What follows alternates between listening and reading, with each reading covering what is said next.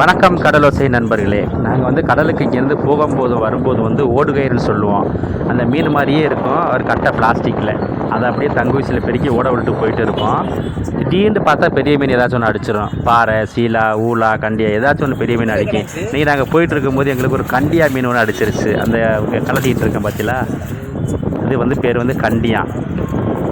ஒரு 3 கிலோ இருக்கும். அந்த மீனை வந்து டக்குன்னு வந்து கப்புன ஒன்று நினச்சிவா மாட்டிக்கிடுவாங்க தூண்டில். அதை நாங்கள் நீங்கள் பிடிச்சிட்டோம். சரியான காற்று, ஒன்றும் நிற்க கூட முடியல, அந்த அளவுக்கு காற்று அடிச்சுக்கிட்டு இருக்கிறது.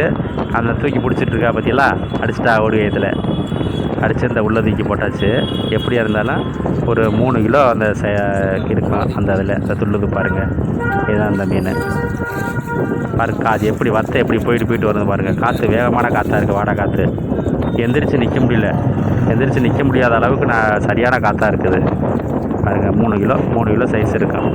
வால் மஞ்சளாக இருக்குது பார்த்தீங்களா, வால் மஞ்சளாக இருந்தால் கண்டியா. வால் வந்து மஞ்சள் கலர் இல்லை அப்படின்னா பெரிய ஊலா. பார்க்க நல்லா இருக்கு, நல்ல மீன் தான். இன்றைக்கி நாங்கள் எங்கள் வீட்டில் வந்து ஊலா மீன் குழம்பு தான் சாப்பிட்டோம், நல்லா இருந்துச்சு. ஆமாம்,